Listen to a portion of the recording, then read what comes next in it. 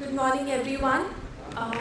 मेरा नाम निधि मिश्रा है। मैं धार जिले की निवासी हूँ। मेरा MPPSC 2020 में 12th रैंक लगा है और मैं डेप्यूटी कलेक्टर जैसे सेलेक्ट हुई हूँ। तो बेसिकली अगर देखा जाए तो आप लोग जब भी किसी एग्ज़ाम के लिए प्रिपेयर, मैं एक्चुअली आप लोगों से एग्ज़ाम डिस्कस करना नहीं चाहूँगी, क्योंकि जब हम PSC एग्ज़ाम्स की बात करते हैं तो these are not just exams. You need to consider this first कि जब आप जा रहे हैं वहाँ तो you are not going for an exam. Yes, आप लोग शुरू करेंगे प्री से, आप लोग जाएंगे मेंस पे और आप लोग जाएंगे इंटरव्यू तक। यहाँ एक स्टेज से दूसरे स्टेज और दूसरे से तीसरे तक आपकी पर्सनालिटी, आपका राइटिंग स्किल, आपका कैरेक्टर, सब कुछ असेस होगा। तो don't consider it as an exam, the first thing. The second thing, when you go for a preparation, exam को असेस कीजिए कि एग्ज़ाम आपसे क्या मांग रही है, what it demands. Yes, starting with prelims. Prelims is something that अगर सिर्फ स्पेसिफिकली MPPSC की बात करूँ तो prelims is something that tests your facts. Yes, it tests your facts, it tests your basic knowledge कि आपको किसी भी एक टॉपिक के ऊपर कितना नॉलेज, क्योंकि आपके सोर्सेज हमेशा लिमिटेड होंगे। Never run for all the sources that you get कि मार्केट में जितना भी अवेलेबल है मैं सब कुछ पढ़ लूँ। यस, जब आप आगे बढ़ेंगे तो आपको पता चलेगा कि आपके पास इतना प्रिपरेशन में इतना सारा मटेरियल इकट्ठा हो गया है कि आप सब कुछ नहीं पढ़ सकते। तो उससे कॉम्प्रहेंसिव बनाइए अपनी तैयारी को और प्रीलिम्स में अपने फैक्ट्स को प्रिपेयर कीजिए, अपने बेसिक ग्राउंड को प्रिपेयर कीजिए और ये तैयारी कीजिए कि अगर मुझे 4 ऑप्शंस आते हैं सामने, मुझे अगर करेक्ट आंसर नहीं भी पता है तो मैं 3 आंसर्स एलिमिनेट करके चौथा सही आंसर ले आऊँगी। ठीक है, ये आपको पहला कॉन्फिडेंस होना चाहिए। कॉन्फिडेंस इन द सेंस, देखो एग्ज़ाम जो रहती है वो हमेशा सबके लिए नहीं होती है। इवन अभी जब मैंने 2022 का प्रीलिम्स दिया तो आई हैव क्वालिफाइड 2019 का मेंस, है ना। मैं इंटरव्यू के लिए अपेयर होंगी उसमें। 2020 में इंटरव्यू दे चुकी थी तब। 2021 मेरा प्रीलिम्स निकल रहा है, मुझे मेंस देनी थी नेक्स्ट मंथ और 2022 का प्रीलिम्स मैं देने जा रही थी, है ना। तो बैक टू बैक 4 एग्ज़ाम्स मेरे पास इकट्ठी थी।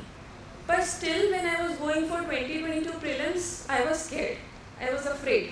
मुझे ऐसे लगा कि I had nothing to lose अगर देखा जाए तो, बट स्टिल एग्ज़ाम हमेशा आपके लिए नहीं होगी। और आप ये मत समझिए कि जो आपसे पहले कर चुके हैं उनके लिए ईजी है, नहीं। आपका कंपटीशन आपके जैसों से ही है। तो अपना कॉन्फिडेंस इस बेसिस पर बना के रखिए कि आप जैसे तैयारी से जा रहे हैं वैसे ही सब आएंगे। कोई भी आपसे आगे नहीं है वहाँ, कोई भी आपसे पीछे नहीं है, क्योंकि एग्ज़ाम हमेशा हर साल सबके लिए नहीं होती है। ठीक, फर्स्ट पॉइंट। और सेकंड पॉइंट जो भी आप कंसिडर कीजिए। थर्ड पॉइंट, प्रीलिम्स के लिए जो प्रिपेयर करने जाइए, please keep your sources limited.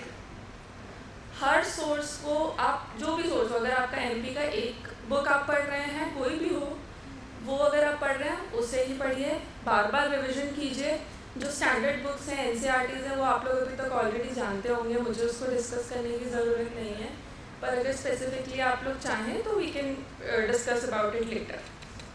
तो जो भी आपके सोर्सेस हैं, कीप इट लिमिटेड, बार बार थॉरो रिविजन कीजिए उसका। अब आप पूछेंगे कि जो नए फैक्ट्स आ जाते हैं एग्ज़ाम में उसको कैसे केटर करेंगे आप, तो गो फॉर टेस्ट सीरीज़। यहीं पे जो टेस्ट्स हैं वो आपकी हेल्प करते हैं। जब आपकी बुक में आपके पास किसी एक व्यक्ति, मान लीजिए रानी लक्ष्मीबाई लीला है, उनके बारे में आपकी किताब में सिर्फ 5 ही फैक्ट्स हैं, आप बार बार रिवाइज करेंगे वो 5 ही फैक्ट्स मिलेंगे आपको। पर जब आप टेस्ट सीरीज़ में जाएंगे तो आपको 6th फैक्ट मिलेगा। जब अगली टेस्ट सीरीज़ में कोई क्वेश्चन लगाएंगे तो आपको 7th मिलेगा, अगले में लगाएंगे 8th मिलेगा। हो सकता है एग्ज़ाम देने जाएंगे तो वो जो 8 फैक्ट्स हैं उनमें से 3 फैक्ट्स जो है वो आंसर में, चौथा नहीं हो, तो आपको पता है कि चौथा आंसर नहीं है, चौथा आंसर है मेरा। तो use it this way. Test series हमेशा ऐसा होता है, मेरे जब टेस्ट होते थे ना नेक्स्ट डे, तो मुझे एक दिन पहले ऐसा लगता था मैं ही क्यों कर रही हूँ ये, मुझे क्या ज़रूरत है ये करने की। मतलब टेस्ट से मुझे बहुत घबराहट होती थी, अभी भी होती है, हमेशा से होती थी। तो टेस्ट जो है वो सबके लिए टेंशन की बात होती है, पर इसका मतलब ये नहीं है कि आप उससे पीछे हट जाएं। अपना मन मारिए या अपना मन तैयार कीजिए, इकट्ठा कीजिए और वो टेस्ट दीजिए। इट डजेंट मैटर कि आपको उसमें कितने मार्क्स आते हैं, है ना, वो असली एग्ज़ाम नहीं है आपका, वो सिर्फ आपको एग्ज़ाम के लिए तैयार कर रहा है। तो आप उसको उस तरह से लीजिए कि मुझे एग्ज़ाम की तैयारी करनी है।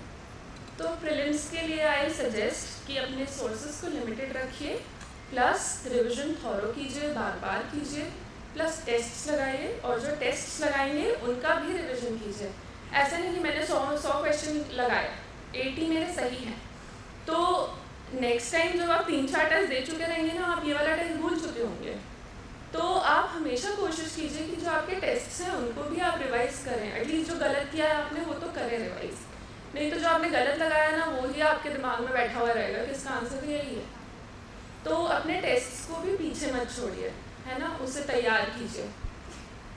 Then as we move on, आप प्री में सेलेक्ट होंगे, जो आप डेफिनेटली कर सकते हैं, इट्स अचीवेबल, इट्स डूएबल। जब आप मेंस की तरफ जाएंगे, आपके पास और क्रीम बच्चे आएंगे जिनसे आपका कंपटीशन होगा, जो pre already qualify 3 lakh, 3.5 lakh, 4 lakh बच्चे जो compete कर रहे थे, उसमें से अब आपसे 10,000, 12,000 कुछ बचेंगे। तो वहाँ पे कट थ्रोट कंपटीशन होगा कि वहाँ पे आप लोग एक नंबर से, आधे नंबर से आप लोग पीछे खिसक जाएंगे।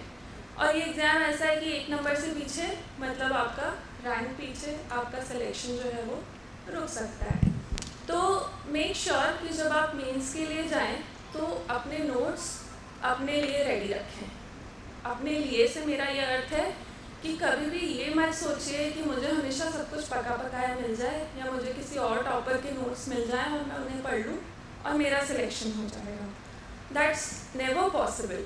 मैंने यूपीएससी के लिए भी पहले प्रिपेयर किया था, then I switched to MPPSC, या कहें तो मैं 1 साल के लिए एमपीपीएससी देने के लिए आई थी, पर वो 5 वर्षीय योजना हो गई वो बेसिकली।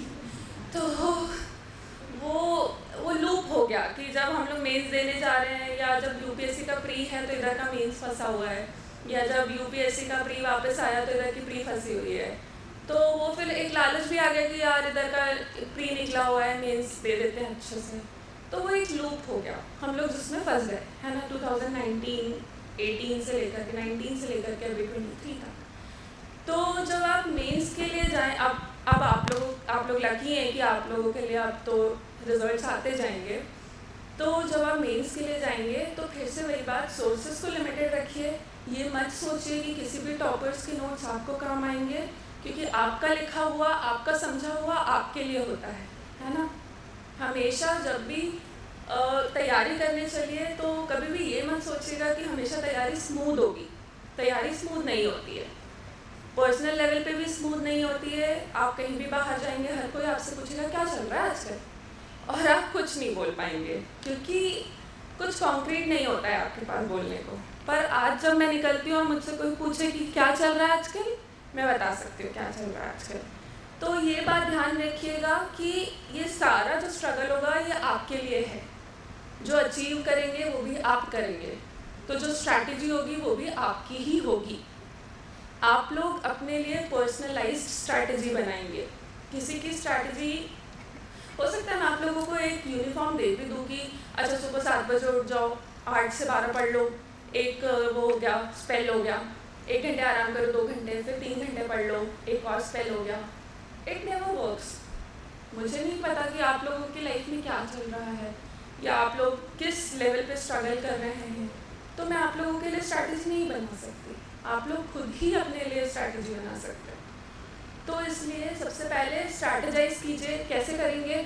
सबसे पहले सारे सिलेबस उठाइए, पूरा सिलेबस एक तरफ, पूरे प्रीवियस ईयर क्वेश्चंस एक तरफ। जब आप सिलेबस और प्रीवियस ईयर क्वेश्चंस देखेंगे, यू रियलाइज कि एक बार आप सिलेबस का topic by topic thorough study कर लेते हैं तो आपके पास जितने भी मेंस के क्वेश्चंस हैं आप इजीली लिख सकते हैं।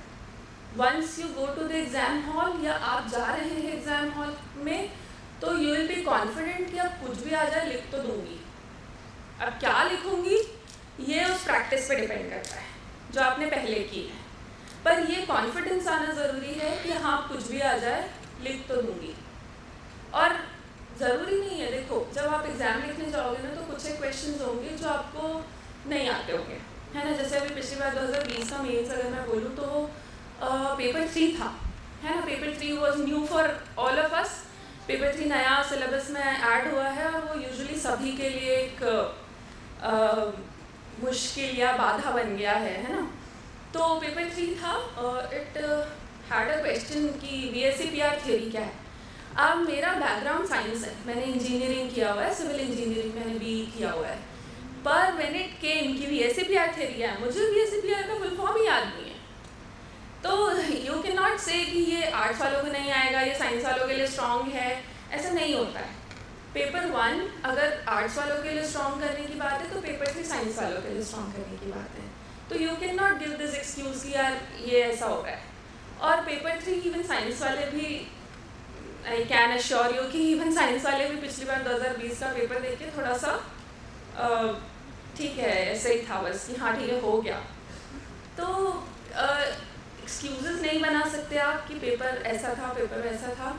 जो आपकी तैयारी है वो कैसे होगी, आपने सारा सिलेबस देखा, आपने प्रीवियस ईयर क्वेश्चंस देखे, आपने असेस किया कि सिलेबस और प्रीवियस ईयर क्वेश्चंस जो हैं वो मोस्टली आपके कवर हो जाएंगे as you read the syllabus thoroughly, है ना।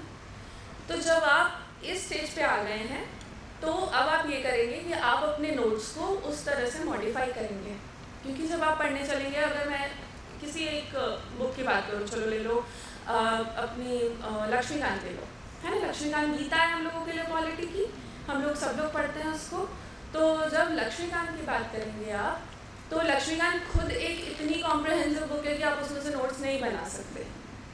तो आप क्या करेंगे लक्ष्मीकांत के लिए, आप सिलेबस में वो पोर्शन देखेंगे जो आपको लक्ष्मीकांत से पढ़ना है, आप उन टॉपिक्स को टिक करेंगे, आप उन टॉपिक्स को लक्ष्मीकांत से पढ़ेंगे, आप क्वेश्चंस देखेंगे कि उन सिलेबस के उन टॉपिक्स से लक्ष्मीकांत के कंटेंट से मेरे कौन से क्वेश्चंस कवर हो रहे हैं। बस आपको इसी उस पर कवर करना है अपना सारा syllabus. Don't go for hotspot study कि यार मैं तो सब पढ़ लूँगी, अंडर द सन जो भी है मुझे सब आना चाहिए क्योंकि मुझे BSc निकालनी है। ऐसा नहीं हो सकता। ह्यूमन कैपेसिटी लिमिटेड, आप इतने कम टाइम में आपको लिमिट करना पड़ेगा कि व्हाट टू स्टडी, और जो ज़्यादा लिमिट करना पड़ेगा वो ये है व्हाट नॉट टू स्टडी। उसको छांटिए। कैसे छाटेंगे? ऐसे, सिलेबस, प्रीवियस ईयर क्वेश्चंस और आपके कंटेंट्स। ये आपको एक बेसिक, और मैम जैसे कह रही थी कि एक सिनॉप्सिस आपको देगा आपके नोट्स में कि ये इतना मैंने, अगर मेरे पास कोई टॉपिक है उसमें अगर मैंने ये 5 वर्ड्स पढ़ लिए तो ठीक है, मैं आप उसके बारे में कुछ भी लिख लूँगी। वो कीवर्ड्स होने चाहिए जो आपको कोई भी क्वेश्चन कैटर करने को तैयार कर दें। और ये कैसे होगा? Over the period of time होगा। ये मत सोचिए कि एक बार आपने पढ़ लिया तो वो हो जाएगा, ऐसा नहीं होता।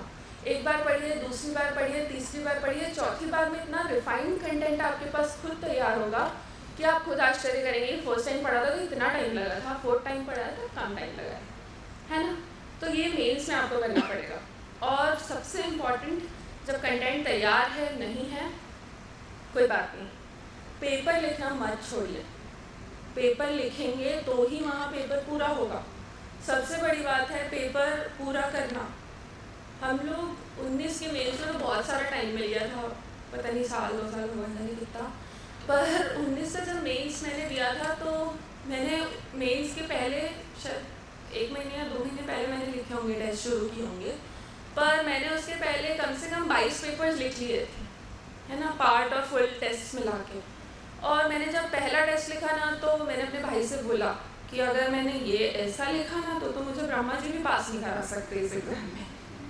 तो कभी भी ये मत सोचिए कि आप लोग पहले टेस्ट में ही एकदम तीर मार देंगे और वही जो है वो वही स्कोर रहने वाला है। नहीं, आप फर्स्ट टेस्ट से 18th test, 20th test, 10th test तक जाते जाते आप लोग खुद देखेंगे कि आप में कितना बड़ा चेंज है।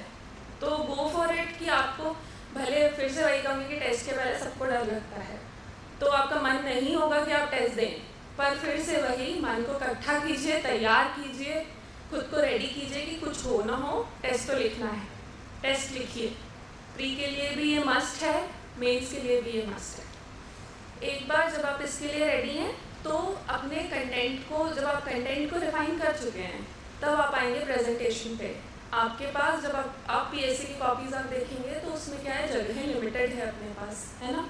उसमें जो क्वेश्चंस हैं उनमें 3 नंबर में 3 ही लाइन मिली हुई है, फिर 10 ही लाइन मिली हुई है, फिर 2 पेज मिले हुए हैं, है ना।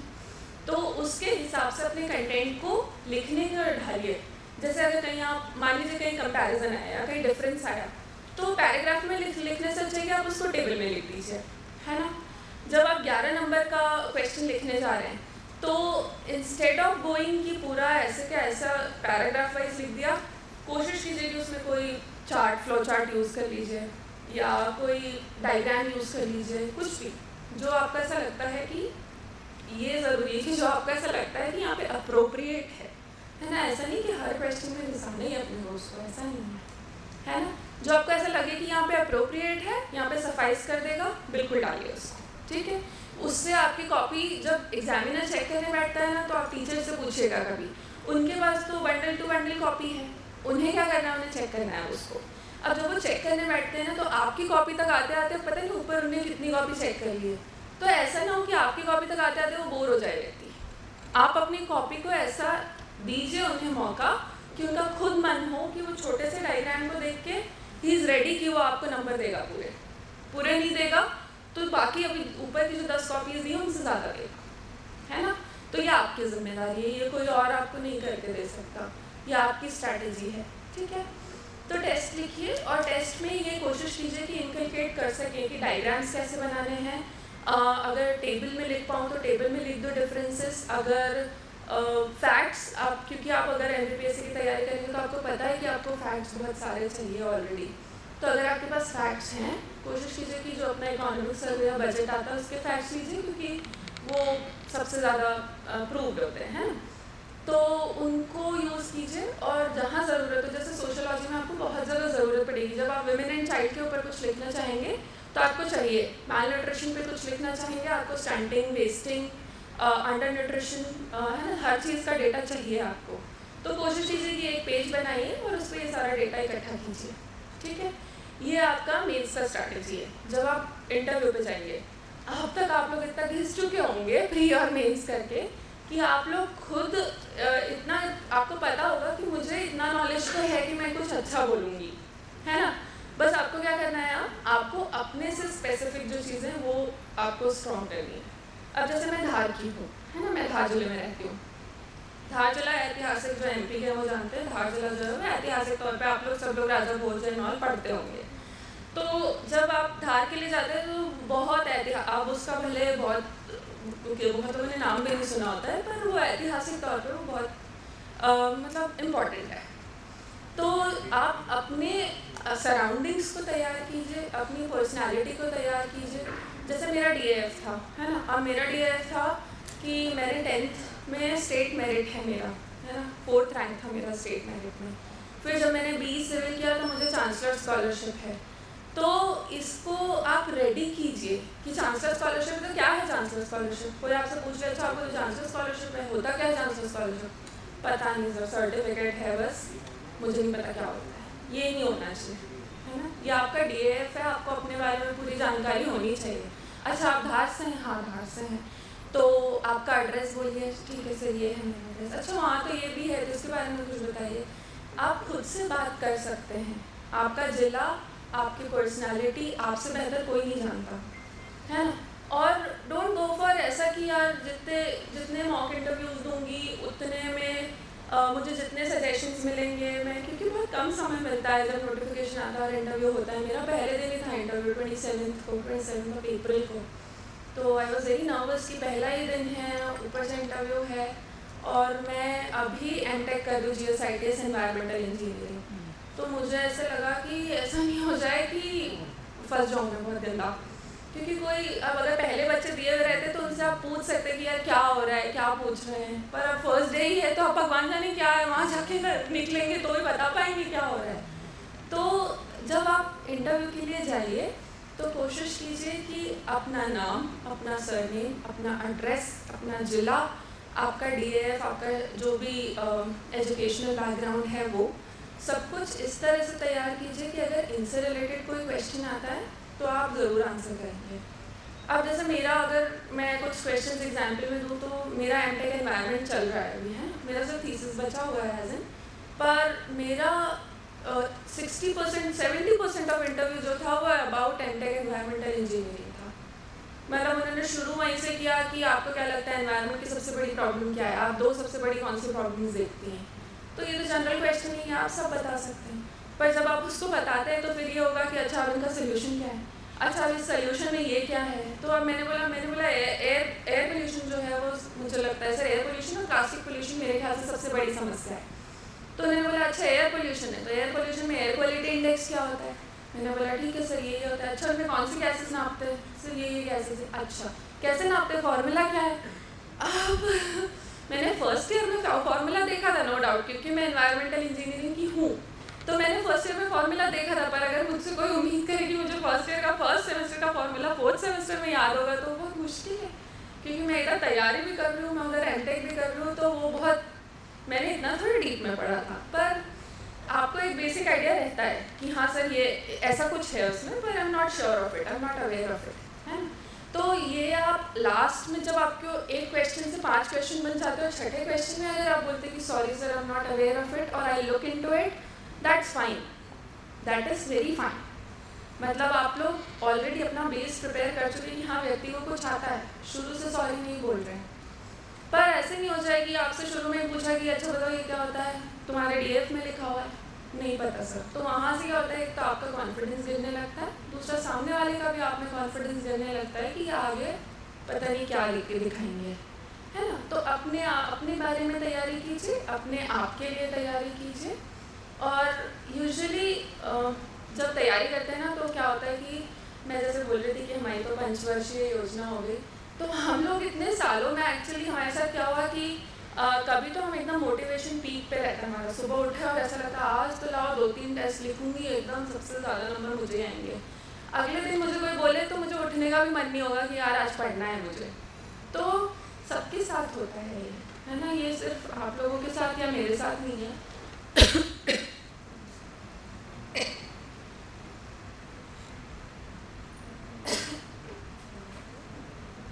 जो भी तैयारी करेगा उनके सबके साथ है ना, सॉरी।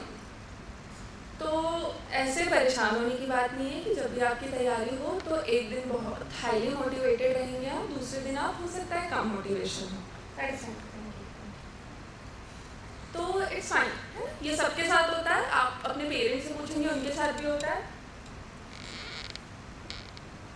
एक दिन वो बहुत अच्छे मूड में रहेंगे, आप बोलोगे मेरे को श्रीनगर जाना है, हाँ लो कैसे। अगले दिन पूछोगे तो बोलेंगे कहाँ जा रहे हो, पढ़ाई लिखाई करो।